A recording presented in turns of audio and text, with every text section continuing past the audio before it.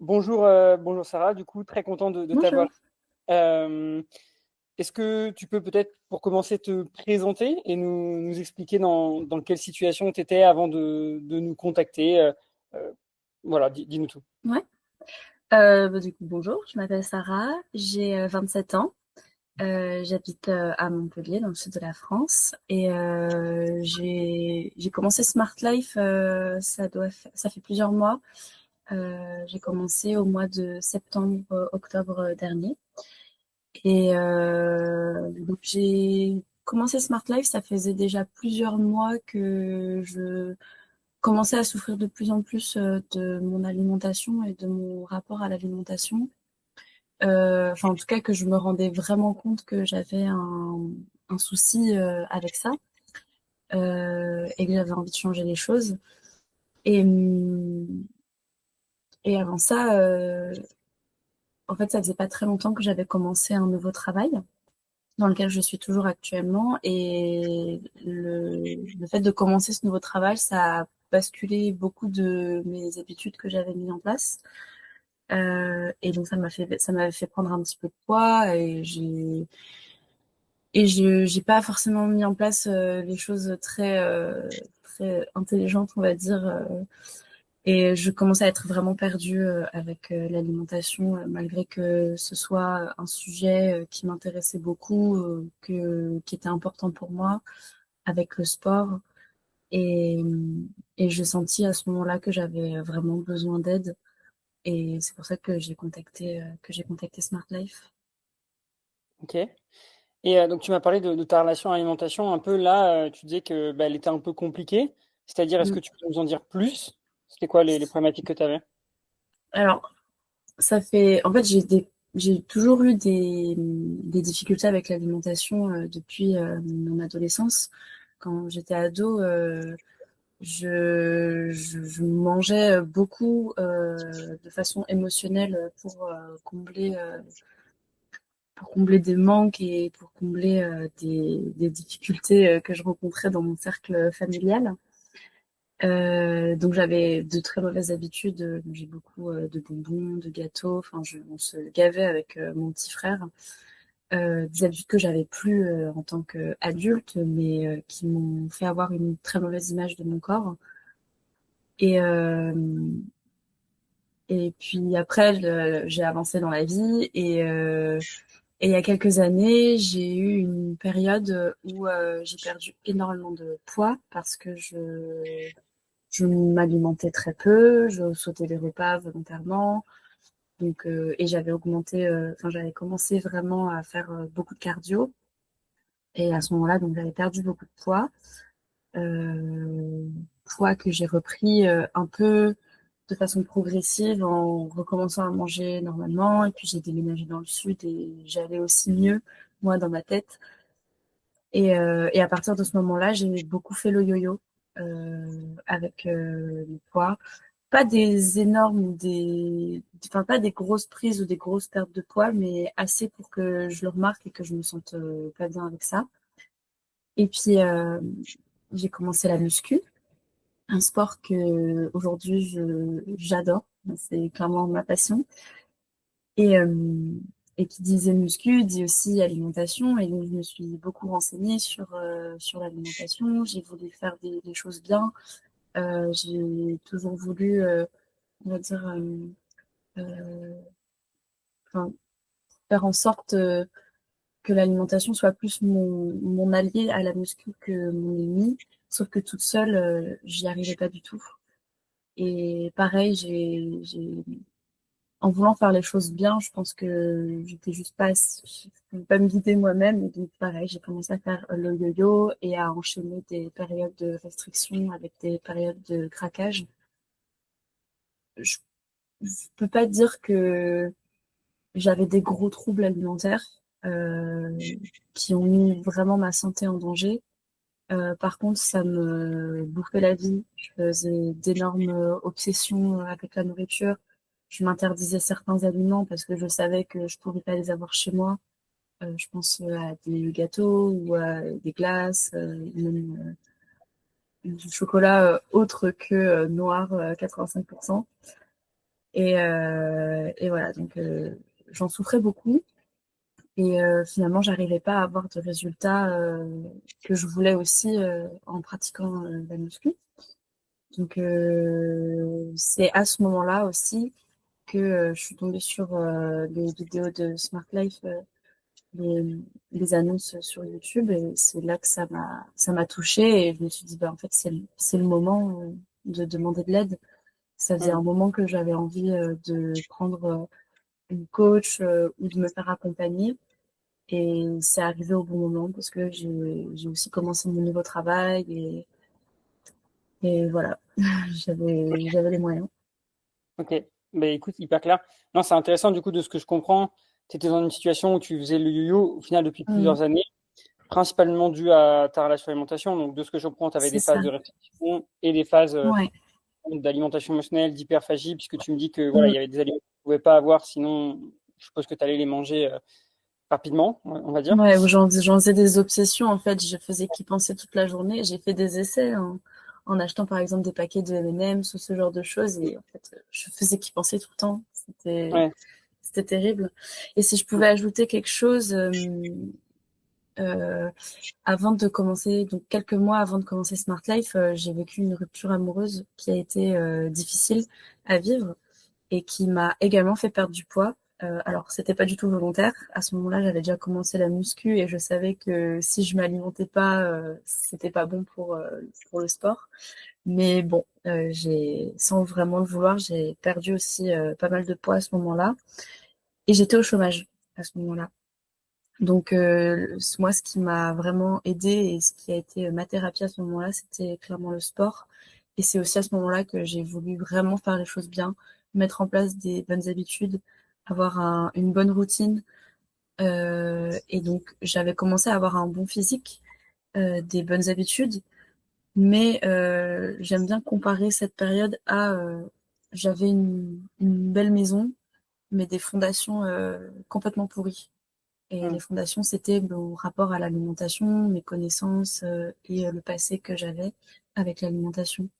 Et quand j'ai commencé mon nouveau travail, bah, la maison, elle s'est un peu effondrée parce que Mm. mes habitudes ont changé, parce qu'au travail, les collègues, ils ramènent toujours des trucs, des pains au chocolat, des desserts, des choses comme ça. Et donc, c'est venu, en fait, troubler bah, mon petit confort où j'étais chez moi. Donc, bah, j'avais pas forcément accès à des aliments qui étaient, enfin, que j'appelle des fear food.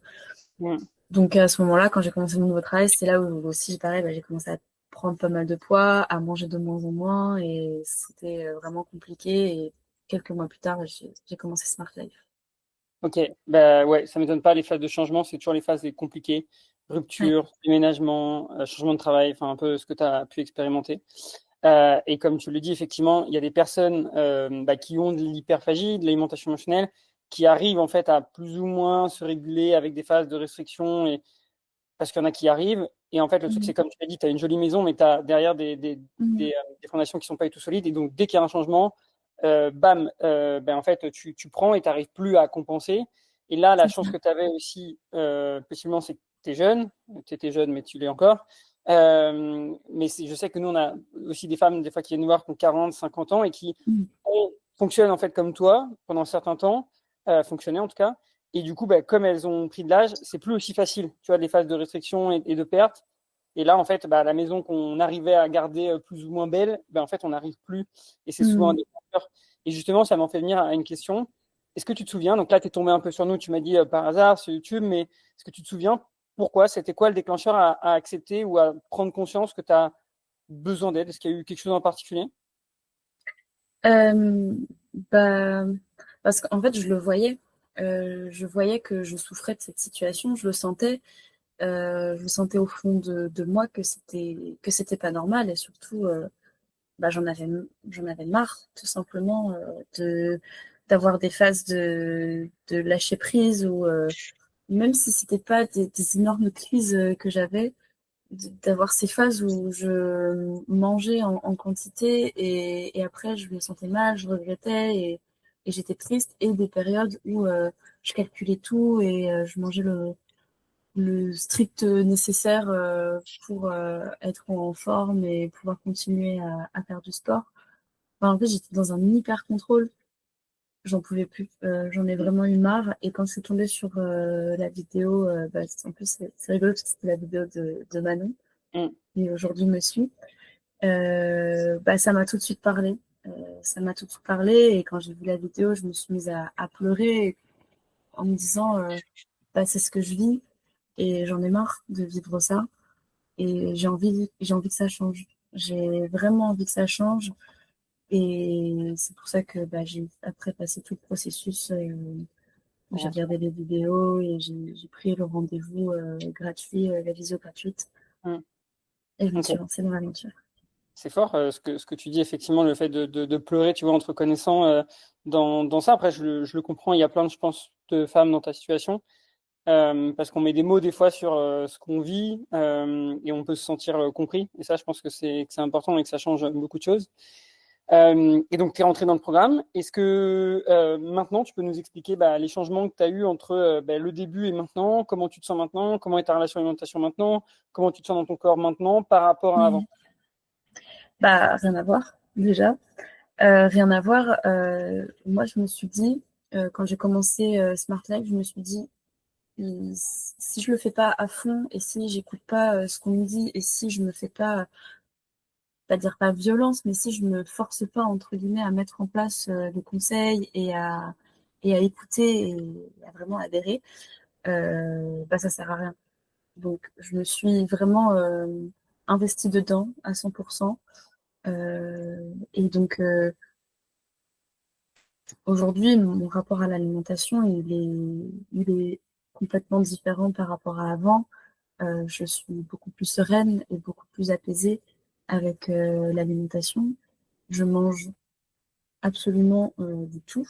Je ne me prive de aucun aliment parce que j'ai appris à les intégrer tous les jours à mon alimentation et surtout, je me suis rendu compte que en les intégrant tous les jours, ça changeait rien. Et donc, à force de les intégrer et à force de je me suis moi-même testée en fait en me disant bon, qu'est-ce que ça fait si aujourd'hui je mange une glace? Qu'est-ce que ça fait si aujourd'hui je mange un cookie? Qu'est-ce que ça fait si aujourd'hui j'en mange deux? Et puis il y a eu des périodes où j'ai pris un peu de poids et finalement mon corps il s'est régulé tout seul. Et il y a eu des moments où finalement j'avais même pas envie de les manger ces cookies parce que j'en avais juste pas envie. Et j'ai surtout appris à beaucoup plus m'écouter, à écouter les signaux de mon corps et à me faire confiance. Euh, Ça, c'est aujourd'hui, j'ai beaucoup plus confiance en moi. Je sais que par exemple, quand je suis en déplacement et que je vais voir ma famille à Paris, là, je suis plus du tout en stress à me dire oh là là, je vais pas pouvoir contrôler ce que je mange. Enfin, je me sens beaucoup plus apaisée avec ça. Hmm, ok. Et là, puisque tu me disais qu'il y avait des compulsions, aujourd'hui tu nous parles de fear food au final que tu avais avant et que tu n'arrivais pas à te contrôler. Aujourd'hui, justement, ces moments compulsifs, tu les as encore? Non, je Non? dirais pas que c'est des moments compulsifs. Je dirais qu'il y a des moments où j'ai plus envie de sucrer et donc je vais parfois un peu plus me lâcher. Mais j'ai appris à accepter aussi ces moments-là parce que je sais que parfois avec le cycle menstruel, je peux avoir plus de fringales. Parce que des fois, avec une journée où j'aurais hyper mal dormi la veille, pareil, je vais avoir des fringales. Enfin, et j'accepte en fait d'avoir des jours où j'ai envie de me faire plus plaisir que d'autres, parce que ça Ouais. fait aussi partie de la vie et parce que c'est aussi ça, profiter et être vivant et que enfin, c'est surtout qu'aussi j'ai plus cette obsession de vouloir maigrir à tout prix, de vouloir perdre du gras à tout prix, parce que au fur et à mesure de l'accompagnement, mes objectifs ils ont changé. Au début, avec Manon, on s'était donné comme premier objectif de, de s'apaiser avec enfin, d'avoir un meilleur rapport à l'alimentation. et après, éventuellement, de voir si on faisait une perte de gras. Et en fait, avec le suivi, je me suis rendu compte que c'était juste pas le moment pour moi de faire une perte de gras, donc un déficit alimentaire, parce que juste, je suis trop bien dans mon alimentation, je suis trop contente de pouvoir manger en quantité, d'avoir augmenté mes calories sans prendre de poids et sans prendre de gras. Et, euh, et surtout, j'ai plus un objectif de prise de masse musculaire. Et j'ai juste pas envie pour le moment de me lancer dans un déficit. Et c'est OK. Et j'accepte que mon corps il soit tel qu'il est pour le moment. Et je vois la vision long terme pour le moment. Mmh. Et je sais qu'un jour, je commencerai un déficit, mais quand j'aurai atteint peut-être le niveau de masse musculaire qui me convient. Et je sais pas, je Mmh. me mets pas du tout de pression maintenant par rapport à ça. OK. Non, c'est hyper pertinent. De toute façon, sur les 2 choses que tu as dit, déjà, avoir envie de se faire plus plaisir, effectivement, c'est pas compulsif puisque c'est une envie, en fait, et tu l'acceptes comme tu l'as dit. Donc pour moi, il y a aucun problème à ça. Et oui, tu as des moments dans la vie où tu fais moins les choses parfaitement et en fait, Mm, quand tu l'acceptes, ça change tout et c'est super d'être à ton écoute et parce que c'est une des clés aussi pour tenir sur le long terme. Enfin, ne pas avoir l'impression en même temps de te restreindre et en même temps de ne pas avoir mm, de compulsion. Et puis effectivement, sur le deuxième point dont tu me parles, c'est assez drôle parce qu'il y a beaucoup de personnes dans ta situation qui viennent nous voir avec un objectif de OK, bah, je vais régler mon problème avec l'alimentation et je veux perdre du poids. Et puis en fait, on se rend compte au final, au fur et à mesure, que bah, on se sent mieux au niveau de l'alimentation, on n'a peut-être plus forcément envie de perdre autant que ce qu'on voudrait parce qu'on travaille aussi sur la relation qu'on a avec son corps. Et puis en fait, tout évolue, tout fait son bout de chemin. mm, Et peut-être que pour l'instant, comme tu as dit, tu ne le veux pas. Peut-être que plus tard, ça changera. Et c'est bien aussi parce que ça te montre que tu avances. Et comme tu le dis, tu es plus focus mm. sur ce truc de perdre à tout prix. Parce que perdre à tout prix, c'est pas sain. Et Ouais. c'est ça aussi qui peut créer des problèmes avec l'alimentation. Donc c'est super que tu aies eu Mm, cette réalisation. Et du coup, si on revient sur ce que l'accompagnement t'a apporté, donc ça t'a permis évidemment d'avoir une bonne relation à l'alimentation, plus de compulsion, super, plus du tout d'envie de perdre de poids. Tu nous as dit que ça te permettait d'avoir moins de charge mentale en fait sur le stress que tu peux avoir vis-à-vis de l'alimentation dans ton quotidien. Est-ce qu'il y a d'autres aspects, je sais pas, de ta vie qui ont changé? Est-ce que ça t'a apporté d'autres choses? Après, ça peut être l'effet boule de neige aussi par rapport au fait d'avoir une meilleure relation à l'alimentation. mm. Bah, déjà, autre chose, c'est aussi d'avoir quelqu'un qui te comprend et quelqu'un à qui parler de tout ça. Euh, Moi, j'étais suivie par une psy à ce moment-là, mais je parlais pas de ces sujets-là. C'était pour d'autres Mhm. choses.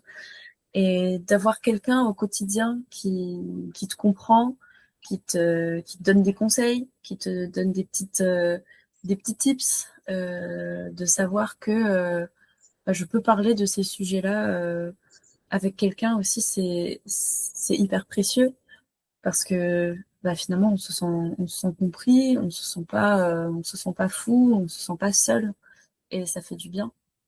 Ça fait vraiment du bien et c'est vrai que depuis que j'ai commencé Smart Life, bah j'ai pris confiance en moi du côté alimentaire, mais c'est une confiance en soi qui vient du coup dans d'autres aspects de la vie. Donc je pense qu'effectivement oui, il y a l'effet boule de neige.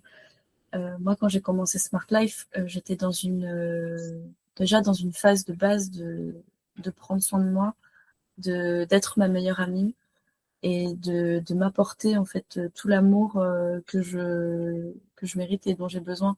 Donc j'étais déjà dans cette envie-là quand j'ai commencé Mhm. Smart Life et donc c'est venu juste la renforcer et la pousser encore plus. Ok, bah écoute, ouais, c'est super, effectivement. Et justement, dans ton accompagnement, dans ton expérience que tu as eue avec nous, qu'est-ce qui t'a le plus plu? Qu'est-ce que tu as aimé? De pouvoir se reposer aussi sur quelqu'un, de me dire qu'aujourd'hui c'est plus mon fardeau à moi toute seule, c'est c'est mon fardeau et celui de Manon. Enfin, c'est pas Mhm. vraiment son fardeau, mais maintenant je suis plus toute seule en fait avec cette problématique et ouais, il y a moins de charge mentale, je me laisse plus aller et puis finalement aujourd'hui je me sens beaucoup plus autonome. Enfin, je le vois quand on fait les bilans maintenant avec Manon, bah quand les bilans sont un peu plus négatifs, c'est plus trop à cause de l'alimentation, plus trop à cause du corps ou quoi, c'est plus pour d'autres sujets par rapport au sport, ou là dernièrement c'est parce que je m'étais fait mal au dos, enfin voilà. Mm. Et donc je vois aussi ma propre évolution, et ça c'est trop bien. Ok, mais écoute, merci beaucoup. Peut-être pour terminer, Sarah, un dernier mot. Qu'est-ce que tu dirais à une personne qui hésite à se lancer, qui te demanderait est-ce que ça vaut le coup? Ah bah complètement, complètement. Ça vaut vraiment le coup. Ok, Ça vaut le coup parce que c'est une façon de s'apporter de l'amour à soi-même aussi, que de savoir lâcher prise et faire confiance à des personnes qui savent ce qu'elles font et qui le font bien. mais écoute, merci beaucoup et je suis assez d'accord avec toi. Avec plaisir. Comme tu l'as dit, sur l'amour à soi-même, investir sur soi-même, c'est quelque chose qu'on n'a pas trop l'habitude, je trouve, en France. Et en fait, on est notre meilleur actif, on est la seule personne avec qui on va terminer notre vie. Et si on ne prend pas soin de nous, Complètement. sur les différents aspects de notre vie, hein, ça peut être la santé, évidemment, faire du sport, mais aussi la santé mentale et les troubles alimentaires, ça peut en être. Bah, en fait, on va pas aller bien. Et donc, bravo à toi d'avoir sauté le pas il y a quelques mois, quelques semaines, parce qu'aujourd'hui, t'en es là. Évidemment, tu as travaillé pour ça et tu peux être fier. Mais c'est aussi parce que tu as pris cette Merci. décision et tu as eu cette prise de conscience de qu'il faut investir sur toi. Et moi-même, je le fais hein, Mm, toujours pour en fait aller plus vite mm, et plus loin peut-être que ce que tu ferais si tu es seul, euh, si tu es seul, quoi. mm. Il faut faire confiance au processus et pas se comparer. C'est chacun son rythme. Pour certains, ça prendra plus de temps que d'autres, mais faut juste continuer. C'est tout. Exactement. Mm, Souvent, on prend l'image du bébé, mais c'est ça, c'est le bébé qui apprend à marcher. Le jour où il abandonne, enfin, c'est-à-dire qu'il arrête d'apprendre de marcher, c'est là où enfin, c'est un abandon, c'est là où il n'arrivera jamais. En fait, le bébé, il va toujours se relever pour apprendre à marcher, il abandonne mm. pas. Et c'est un peu la même chose avec tout le monde. Il y a des bébés qui marchent plus vite que d'autres, c'est la même chose. Le plus important, c'est de jamais lâcher, continuer, continuer, continuer, parce que je suppose que tu as quand même eu des moments où ça allait moins bien et c'est normal en fait. Oui, Et ça là, arrivera encore. exactement, c'est ça. Et plus tu avances, moins ils sont importants déjà, et plus tu sais les gérer pour pas que ça ait d'impact sur ce qui est vraiment important pour toi, tu vois. Donc voilà.